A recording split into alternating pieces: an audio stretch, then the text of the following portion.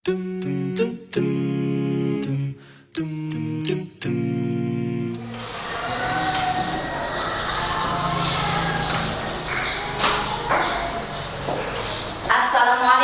warahmatullahi wabarakatuh.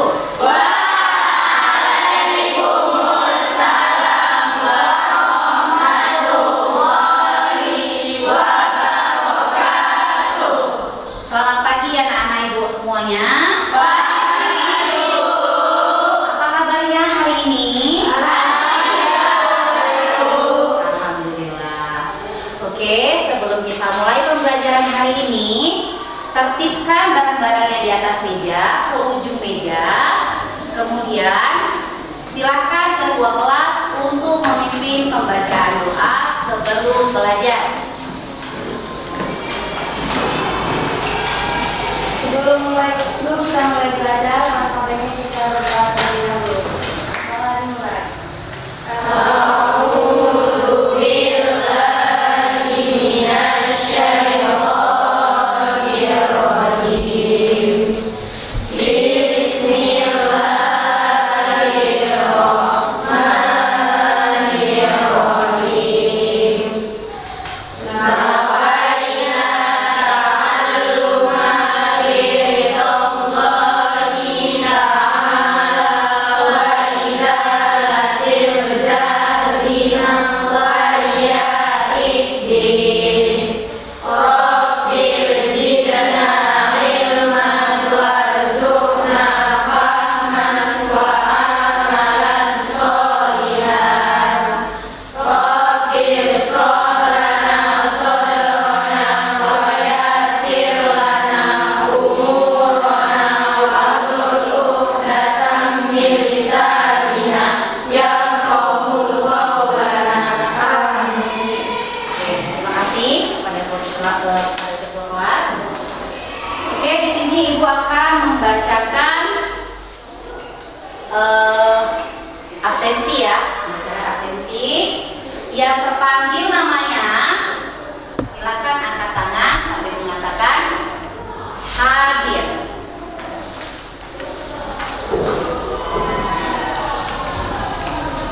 Hajia Putri Salena, Hadir Bu. Fitri Sriwayuni, Hadir Bu. Nur Latifah, Hadir Bu. Makfirul Karoma, Hadir Bu. Sri Hidayati, Hadir Bu. Rizka Putri, Bu. Ana Laila, Hadir Bu. Putri Alga, Hadir Bu. Yerisha Shaniago, Hadir Bu. Minarti, Hadir Bu. Wirda Fauzia, Hadir Bu. Adelia Darlan, Hadir Bu. Safa Maya, Hadir Bu. Efrika, Hadir Bu. Leni Aida, Hadir Bu. Dinda Putri Aurora, Hadir Bu. Nurul Ela Sari, Hadir Bu. Yunita Anggreni, Nurul Hairani, Hadir Bu. Nazwa Aina Putri. Hadir Bu. Oke, alhamdulillah semuanya kelas 10 hari ini semuanya hadir. Alhamdulillah tidak ada yang sakit seorang pun. Oke, materi pembelajaran kita hari ini adalah Al-Quran dan hadis. Ya, Al-Quran hadis.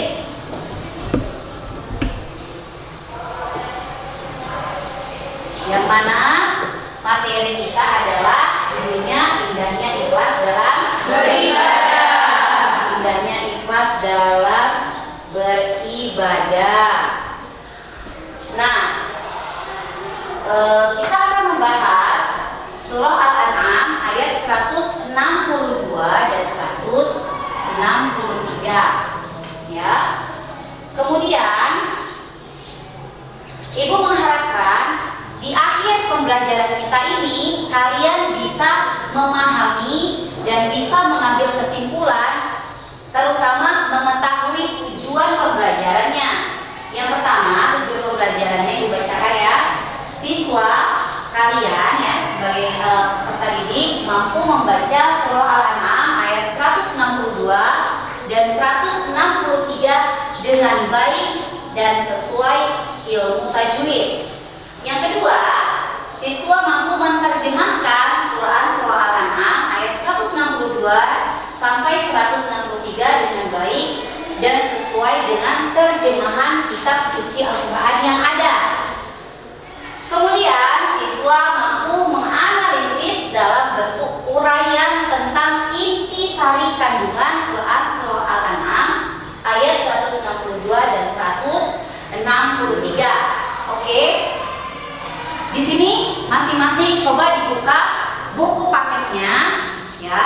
paketnya. Silakan dibuka buku paketnya.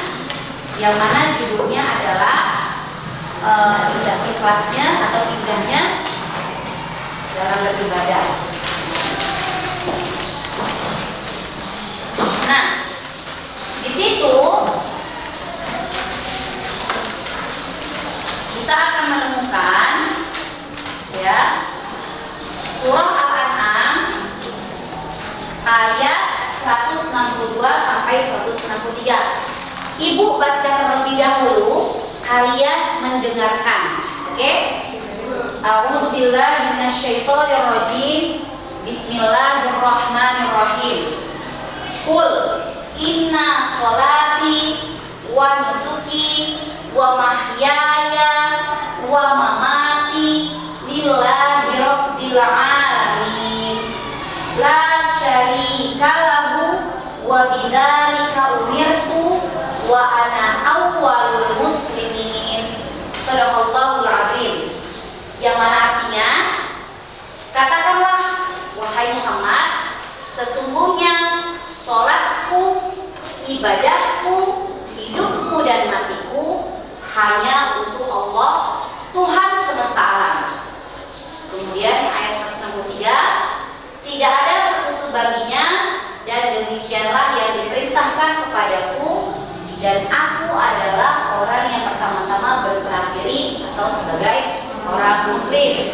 Oke, coba Safa Maya, kamu baca surah Al-An'am ayat 162 dan 163. Yang lain mendengar.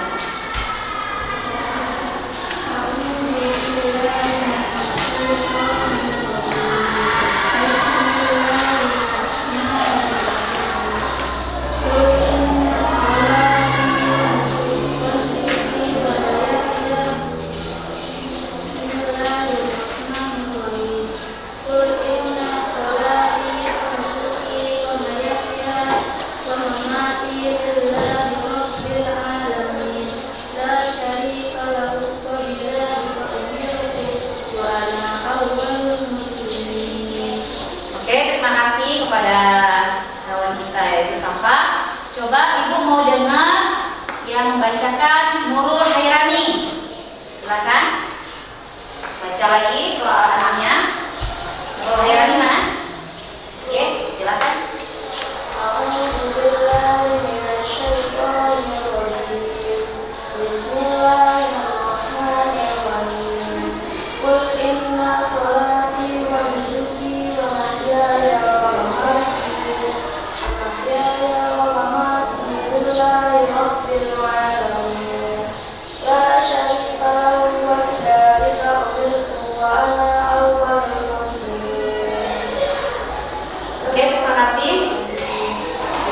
kepada kawan kita Nurul Hairani. Coba Dinda Putri Aurora bacakan terjemahannya.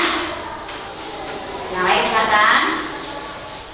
Katakanlah Muhammad, sesungguhnya sholatku, ibadahku, hidupku dan matiku hanyalah untuk Allah, Tuhan seluruh alam.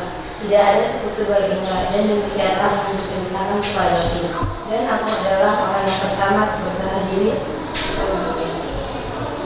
Oke, dari surah Al-An'am ini bisa kita ambil kosakata dalam berbahasa Arab ya, kosakata. Yang pertama, lafalnya apa lafaznya? Kul. Lafaz. Kul. Apa artinya kul? Katakanlah. Kemudian la syarikalah. La syarikalahu. Yo, siapa yang bisa? Katakannya? La syarikalah. Oke, silakan. Tidak ada yang sekutu baginya. Tidak ada sekutu baginya.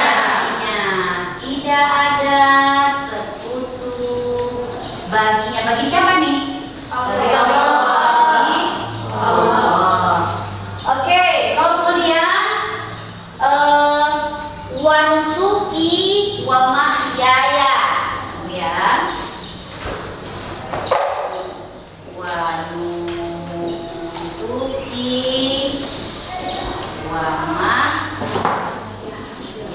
wa mahyaya. Mahyaya. Ayo siapa yang bisa? Coba. Apa artinya? Wa nusuki wa mahyaya. Mafiro? Ya, tahu. Dan hidupku dan ibadahku hidupku. Nah, dan apa nusuki? Ibadahku. Dan kemudian mahyaya dan hidupku. Oke, terima kasih semuanya, bagus. Oke, kemudian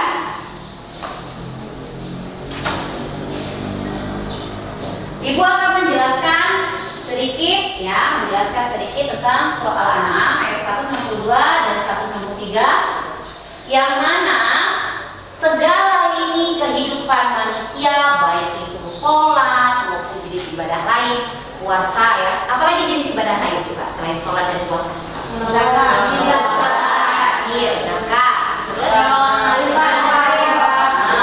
terus menolong orang ya kan, kemudian kayak haji bagi yang mampu. Nah, itu sampai hidup dan mati kita itu adalah mutlak milik Allah, gitu loh, mutlak milik Allah. Jadi sebagai manusia itu kita harus ikhlas apapun itu ceritanya ya, yang berkaitan dengan ibadah.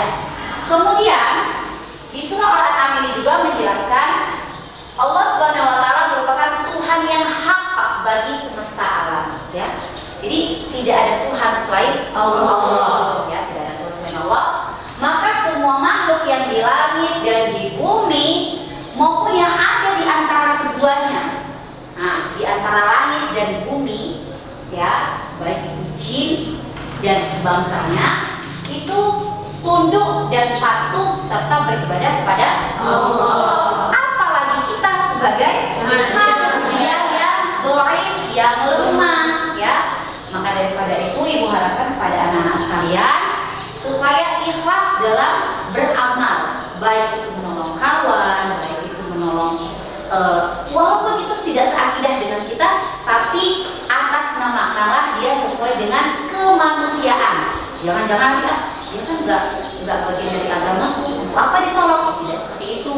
Karena sebagai manusia kita harus saling menolong. Kemudian yang terakhir ya, di situ di ayat itu kan la syarika ya, la syarika wa bidzalika umirtu wa ana awwalul muslimin. Di situ ada membahas tentang perbuatan syirik ya. Nah, apa yang dimaksud dengan perbuatan syirik? Nah, perbuatan syirik adalah tindakan menyekutukan Allah dengan sesuatu yang lain. Misalnya nih, kamu pergi ke dukun supaya kamu bisa menjawab ujian. Nah, atau misalnya yang udah lama belum nikah, dia menggantungkan jodohnya di dukun tadi. Nah, atau biasa kita dengar apa sih orang-orang bilang? Orang pintar ya. Jadi kalau misalnya di orang pintar, kita yang datang ke dia apa nih? Jawab aja masing-masing ya. Kemudian dan hal ini merupakan perbuatan yang sangat diharamkan dan dilarang. Termasuk misalnya nih, sebelum kalian masuk ke sekolah ini, kalian bawa jimat. Jimat itu termasuk syirik nggak? Syirik. Termasuk syirik. Kenapa? Kalian mempercayakan betahnya kalian di sekolah atau suksesnya kalian di sekolah bergantung sama si jimat. Gitu. Pernah nggak punya jimat? Alhamdulillah ya. Alhamdulillah. Oke. Kemudian ada lagi beberapa macam perbuatan syirik yang seperti yang kita bahas tadi, seperti memelihara atau menjaga sesuatu karena dia ini bisa mendatangkan keuntungan atau menolak kerugian, nah, seperti jimat tadi ya. Kemudian meyakini sesuatu yang diyakini bisa menjadi pelindung diri dari mara bahaya dan yang lain-lainnya. Oke, sampai sini Ibu akan menampilkan sebuah video pembelajaran ya, disimak, disimpan dulu di dalam hati pertanyaannya kalau ada yang bertanya. Sekarang kita amati video berikut ini. Oke.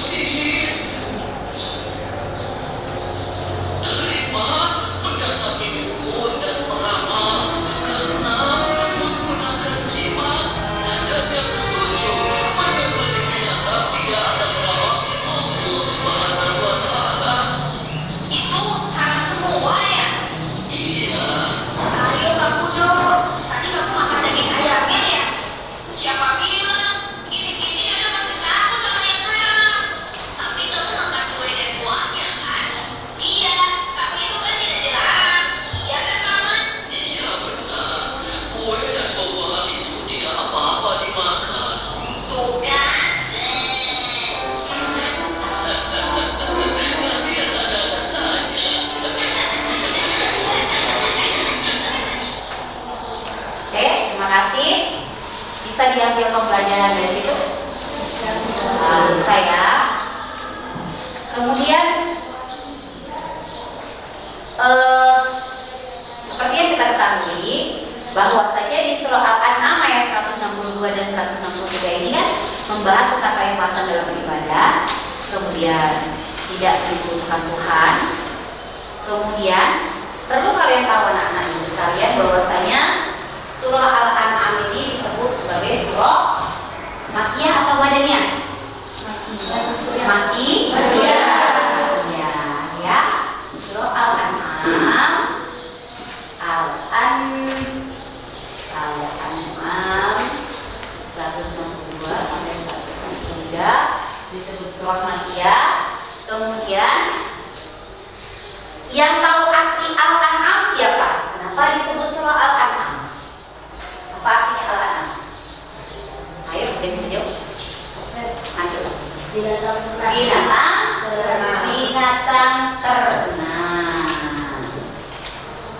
Oke, binatang ternak. Coba Ustazah minta ya, salah satu dari kalian untuk membacakan penjelasan yang ada di halaman 130 yang ada di buku paket. Coba Ibu mau Hajiah Putri Salena yang baca, coba yang lainnya mendengarkan. Penjelasan ayat surah Al-An'am ayat 162 sampai 163 merupakan surah yang terdiri dari 165 ayat. Surah ini termasuk surah Makkiyah dan diturunkan sebelum hijrah Nabi Sallallahu Alaihi Wasallam ke Madinah. Al-An'am artinya binatang ternak.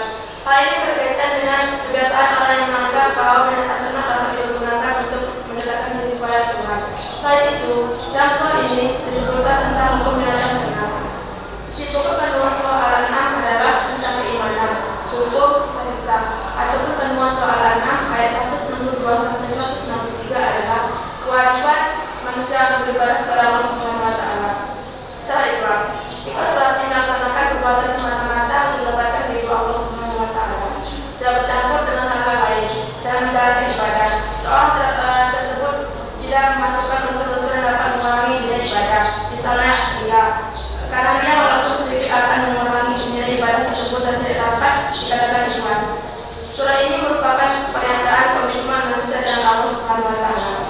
Merupakan pernyataan sikap baik hidup maupun mati semata-mata untuk mendapatkan ridho dari Allah.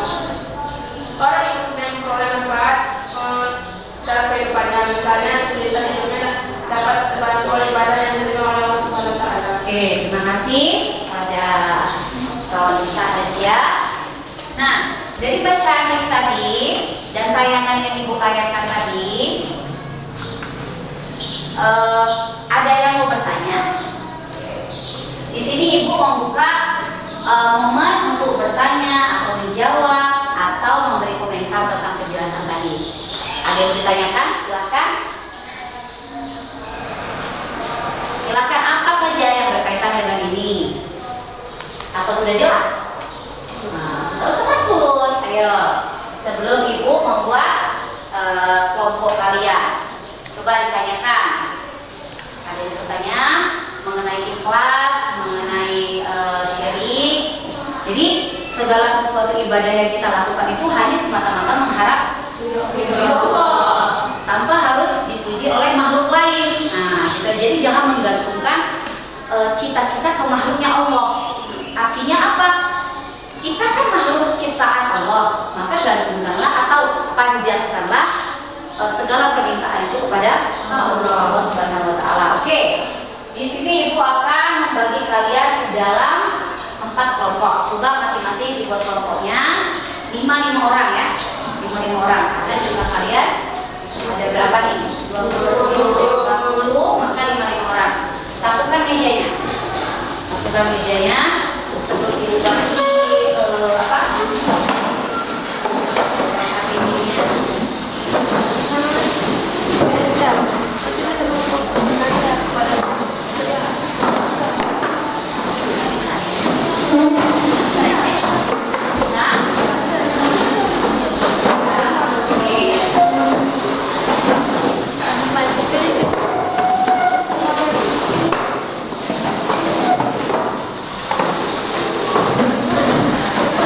Di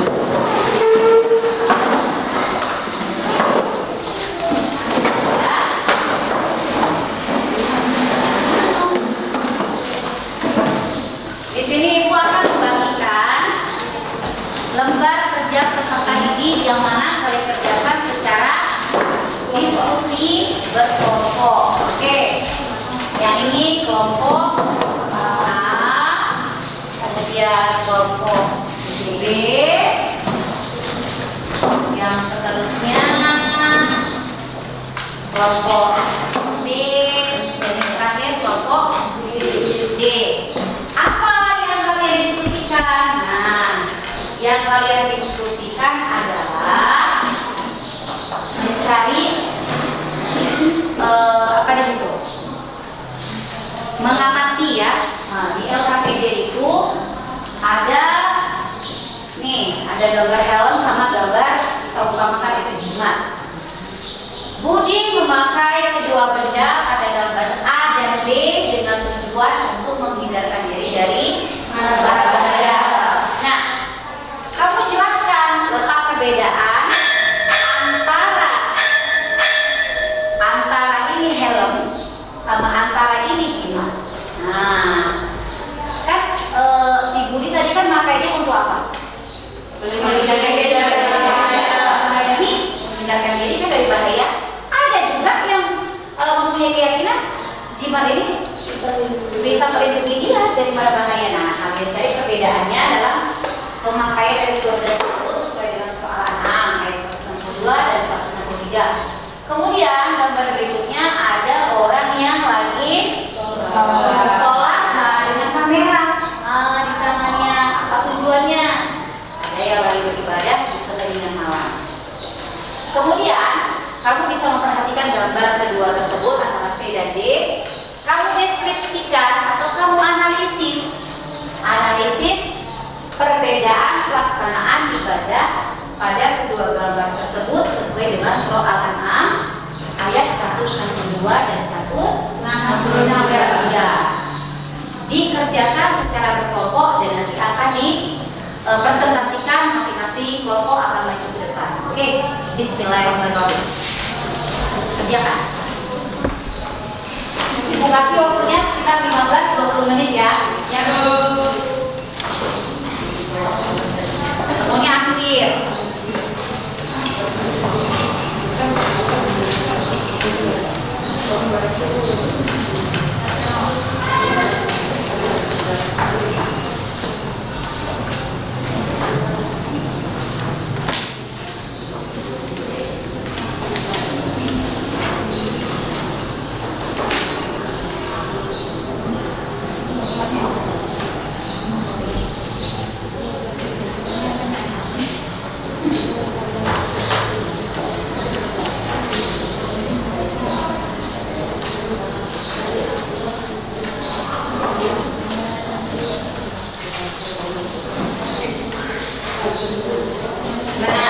Dapat antara gambar A, B, C, dan D. Kamu bisa deskripsikan, kamu bisa cari letak perbedaannya.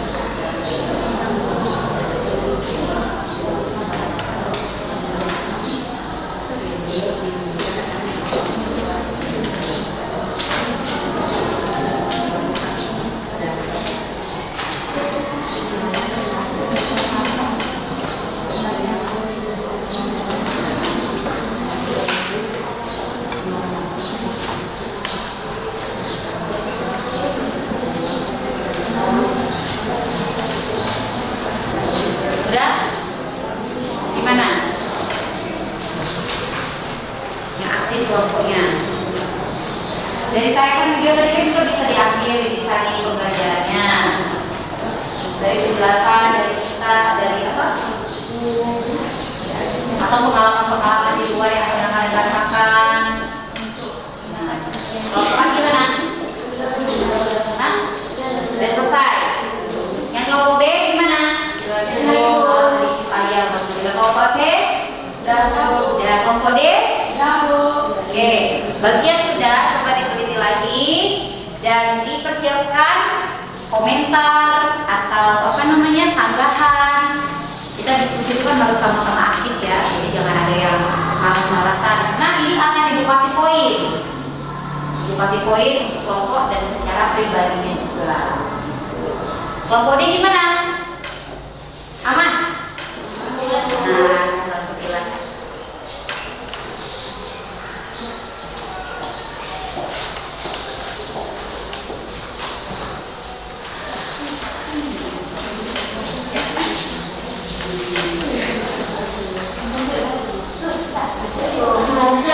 Ya? Oke, coba kelompok 1 maju ke depan yang sebagai pembicara. Ya, kita akan membahas hasil diskusi antara gambar A dan gambar B. Coba silakan kelompok maju ke depan. Kelompok yang lain silakan menyiapkan pertanyaan atau komentar serta sanggahan. Oke, tengah-tengah saya. Nah, oke. Perkenalkan dulu, salam, perkenalkan dari kelompok mana? Yang mau dibahas yang mana? Assalamualaikum warahmatullahi wabarakatuh.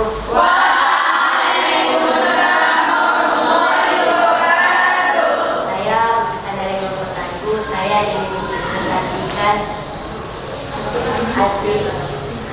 hasil tentang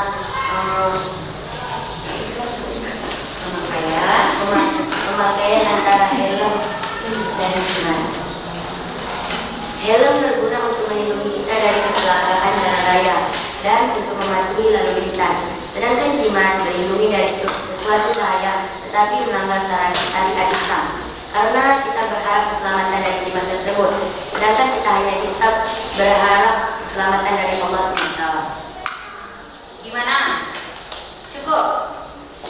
Cukup. Coba ada nggak kelompok lain yang ingin mengomentari? Yang ingin menyanggah? Namanya diskusi itu begitu. Ada pro dan kontra biasa ya. Gak usah takut. Ayo. Misalnya kamu pakai jimat, kamu aman-aman aja. Nah, gitu loh. Itu gimana hukumnya? Tanya aja. Kelompok B, ada pertanyaan? Ayo Gary, silakan.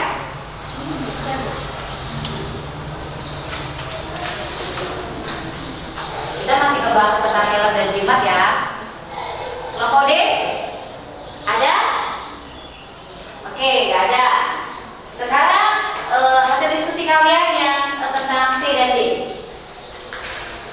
Gambar C memperlihatkan ketidakikhlasan dalam beribadah dan ingin dapat sanjungan atau pujian dari orang lain. Sedangkan gambar D menunjukkan keikhlasan dan tidak ingin memperlihatkan ibadahnya kepada orang lain, karena ibadah itu semata untuk Allah dan ingin mendapatkan hidup Allah SWT. Ada yang ingin menanggapi? Anak-anak? Hajia ada? Tanggapan mengenai diskusi dari kelompok A? Ayo coba. Coba saja. Gimana kelompok D? Yang aktif dong. Jangan takut. Biasa saja, santai saja. Namanya diskusi itu nggak usah baper-baperan. Kalau nggak ada nanti ibu suruh lagi loh yang lain. Gimana aja pertanyaan itu Pak? Oke kelompok B coba. Oke, cepat. Apabila kita sholat, tidak ada niatan memuji-muji untuk dipuji, tapi orang lain memuji kita, itu hukumnya apa? Bagaimana? Jelaskan. Bisa diulangi kelompok B? Apa udah jelas kelompok A? Gimana cara kamu jawabnya? Ulangi sekali lagi kelompok B. Bisa lagi kelompok B. Apabila kita berkata tidak ada niatan untuk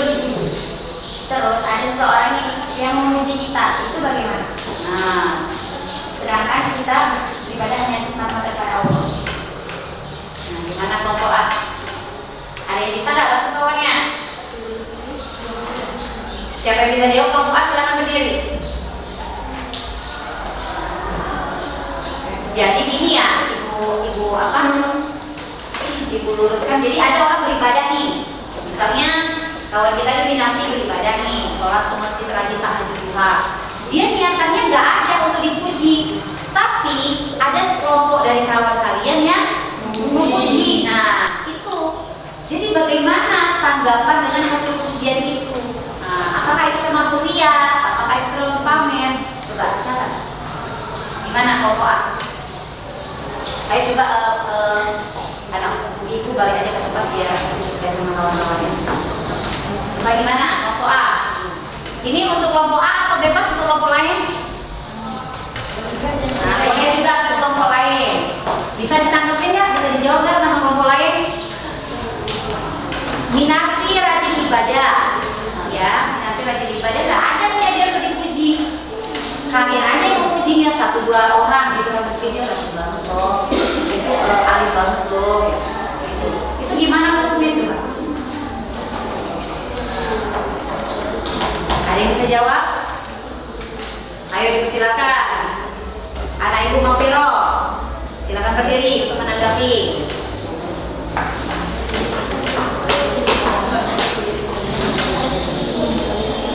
Nah, silakan.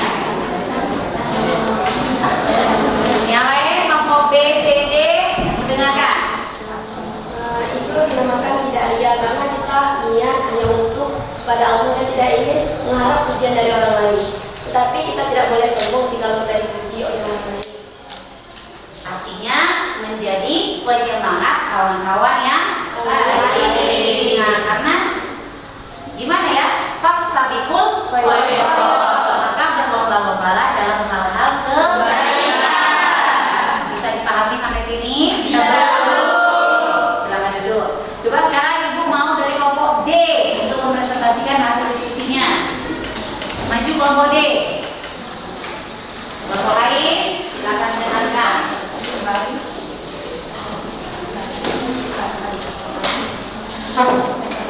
Assalamualaikum warahmatullahi wabarakatuh. Waalaikumsalam warahmatullahi wabarakatuh.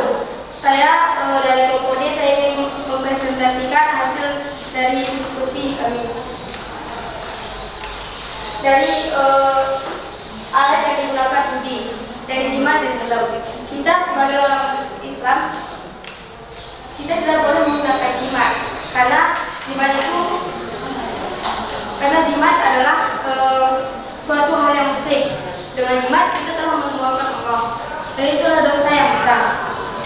Sementara helm adalah kewajiban kita sebagai pengendara agar kita terhindar dari kecelakaan yang terjadi di lalu lintas. Cukup? Ada yang bertanyakan sampai sini? Ada yang ditanggapi? Ada. Lanjut ke yang gambar C dan D. Yang C dan D. Menurut saya, menurut kami dari kelompok D, dari gambar yang C, itu adalah hal yang tidak baik karena kita mengharapkan pujian dari orang atas semua ibadah kita. Semua itu tergantung dari niat. Jika niat kita saja telah dipuji, bagaimana bisa mendapatkan pahala? Dengan mengupload apa yang kita lakukan, kita bersedekah, kita upload di media sosial, maka pahala kita nggak upload. Dan dari D, angka bagusnya kita beribadah di tempat yang sepi, nggak dilihat oleh orang lain. Jadi pahala kita tuh lebih upload. Allah lebih suka dengan hal-hal yang seperti itu daripada kita menguploadnya ke media sosial. Kita pahala pujian. Oke, beri tepuk tangan kepada kelompok A dan kelompok D. Semakin semarak hasil diskusi kita hari ini ya. Nah, oke, ada yang menanggapi kelompok C dan D? Ayo kelompok A. Ada yang ditanyakan? Misalnya ada orang yang harus pakai helm lah, itu gimana? Selamat aja kok bu, kan gitu ya. Gak pakai helm dari kita Candi ke Medan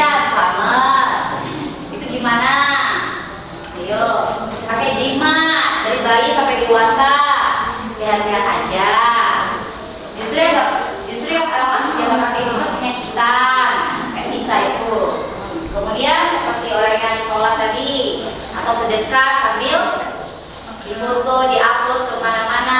Nah, kayak mana lah Bu, namanya minta bukti, itu gimana? Kan gitu ya. Coba, mumpung kelompok D sudah mempresentasikan dan sudah mulai ada kemajuan. Nah, coba ada nggak yang ditanya? Ada. Nah, coba kelompok D. Ya, siap-siap kelompok D. Misalnya Bu, kita tuh kadang nggak ada sedikit pun orang dijimat. Tapi orang tua kita mempercayainya. Apa yang harus kita lakukan? Sebagai anak. Bisa dipahami kelompok D. Jadi kelompok B itu memberi pertanyaan. Anaknya tidak mau memakai jimat, tapi karena rasa patuh terhadap orang tua maka jimat tadi dipakai. Ya, bagaimana sebagai anak untuk mengatakan tidak tapi dengan secara sopan ya? Ya, coba gimana? Bisa dijawab atau bisa dikembalikan kepada kelompok? Ya, silakan kembali ke tempat. Oh, dijawab. Dijawab di sini. Oke, bagus. Kita apalagi kita dari pondok, kita pasti telah tahu bagaimana cara kita berkata-kata kepada orang tua kita. Kita menolaknya dengan cara yang baik. Kita meninggalkan jimat itu tidak dalam pakaian. Kita mengatakan kepada orang tua kita dengan baik, sopan dan santun. Bahkan kita bisa mengajak orang tua kita, lalu kita mengajak orang tua kita ke tempat yang lebih bagus. Kita mengajak orang tua, mak kayak gini loh, kita tuh harusnya percaya pada Allah. Allah tuh kayak gini. Hidup kita, mati kita juga hanya untuk Allah seperti yang telah dijelaskan oleh guru kita di surah Al-An'am ayat 162 sampai 161. Karena kalau di rumah di pengajian juga disebutkan ya tidak boleh memakai jimat. Ada lagi anak-anak. Oke, silakan kembali ke tempat saya. Bagus. Bagaimana nih kelompok C dan D? Ibu mau kelompok C mempresentasikannya gambar AB, sementara kelompok B mempresentasikannya C dan D. Coba kelompok C. Silakan maju ke depan.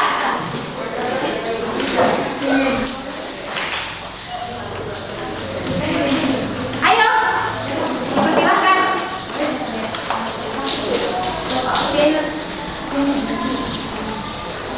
Assalamualaikum warahmatullahi wabarakatuh. Kami dari kelompok C kami yang mempresentasikan hasil diskusi kami tentang perbedaan helm dan jimat. Helm digunakan untuk melindungi diri kita dari kecelakaan di jalan. Sedangkan jimat juga melindungi diri kita, tapi dilarang oleh syariat Islam karena dapat menyebabkan kemusyrikan. Cukup? Ada yang ditanyakan? Atau sudah bisa dipahami semua? Oke, insya Allah balik ke tempatnya, dihapus nama kita. Kemudian yang kelompok B, silakan presentasikan hasil diskusi kalian yang gambar C dan D. Maju, kelompok B.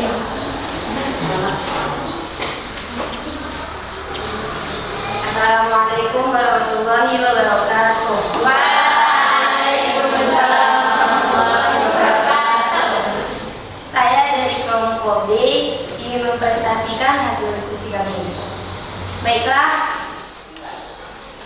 pada gambar C dan D, kedua gambar tersebut sama-sama melakukan ibadah kepada Allah SWT.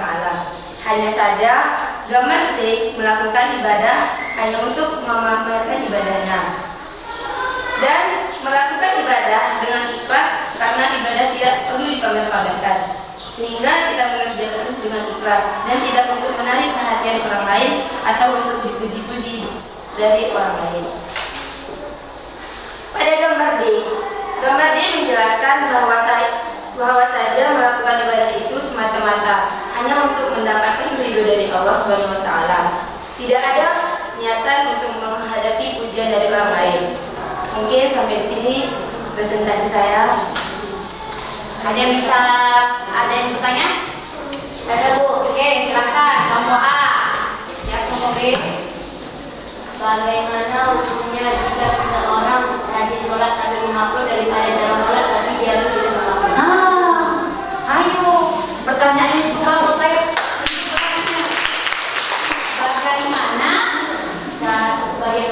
Bagaimana hukumnya seseorang sering sholat, sering beribadah tapi dia mengumbar-ngumbar ibadahnya daripada orang yang jarang beribadah tapi dia tidak mengumbar ibadahnya? Mana itu Aurora?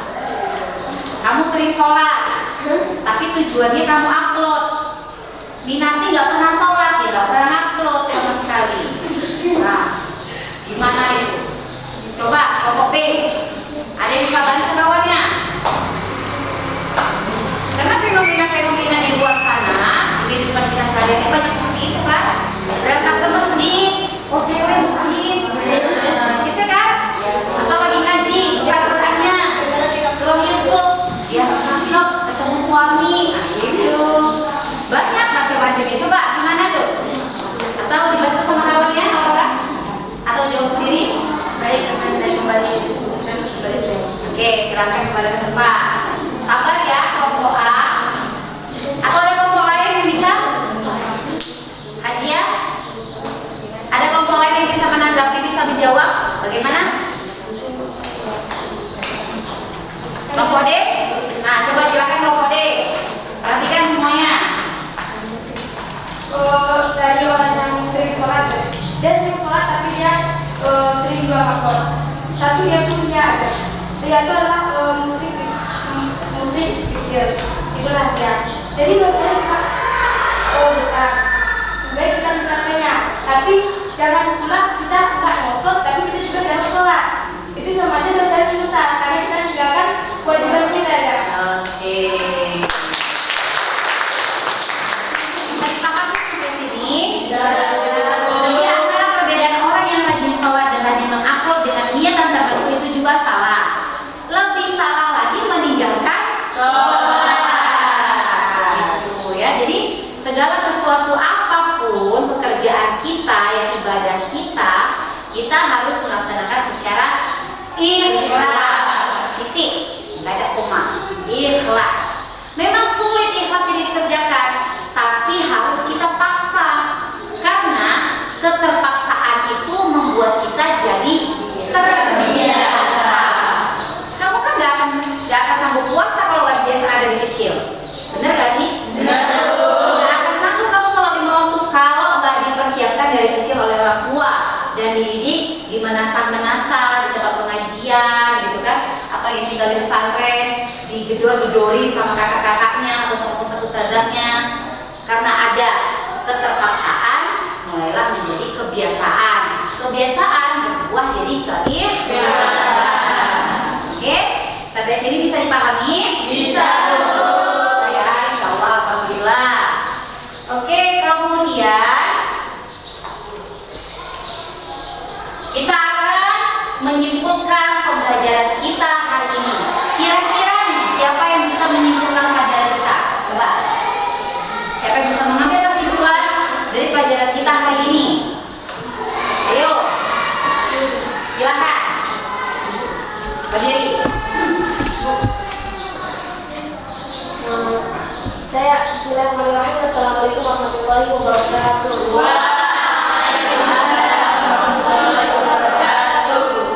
Saya ingin menunjukkan tentang keikhlasan.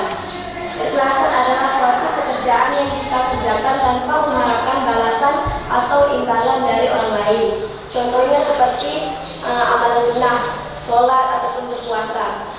Kita mengerjakannya tidak boleh hanya ingin berharap supaya orang memuji kita atau menjadi kita, tapi kita lakukan semata-mata hanya untuk Allah Subhanahu Wa Taala dan dapat ridhonya. Oke, terima kasih. Assalamualaikum warahmatullahi wabarakatuh. Bisa dipahami dari tujuan pembelajaran surah Al-An'am ayat 162 tentang keikhlasan. Coba yang 163. Siapa yang bisa mengambil kesimpulan? Ayo, silakan Dewi. Kesimpulan dari surah Al-An'am ayat 163 tentang syirik la syarika lahu. Ayo Dewi.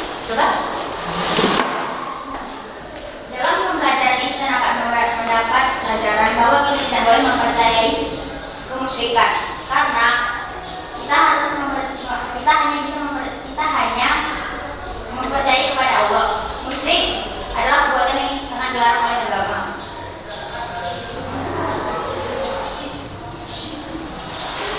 Sudah cukup? Oke, terima kasih. Untuk pembelajaran hari ini kita beri semangat untuk kelas kita dengan bertepuk tangan. Ya. Insya Allah pembelajaran kita hari ini memberikan kesan dan pesan untuk diri kita masing-masing. Jadilah manusia-manusia yang ikhlas, manusia-manusia yang taat kepada Allah Subhanahu wa Ta'ala. La syarikalah, tidak ada Tuhan selain Allah. Walaupun dia mengaku-ngaku ini bisa menyembuhkan, ini bisa mensukseskan, tidak ada yang bisa menyembuhkan dan mensukseskan selain mempercayakan kepada Allah. Oke? Semuanya bisa memahami pelajaran, alhamdulillah. Minggu depan kita akan berjumpa lagi dalam surah Al-Bayyinah. Kemudian jangan lupa baca bukunya, ulang-ulangi. Insya Allah semoga kita mendapat keberkahan dari pembelajaran kita hari ini. Mari sama-sama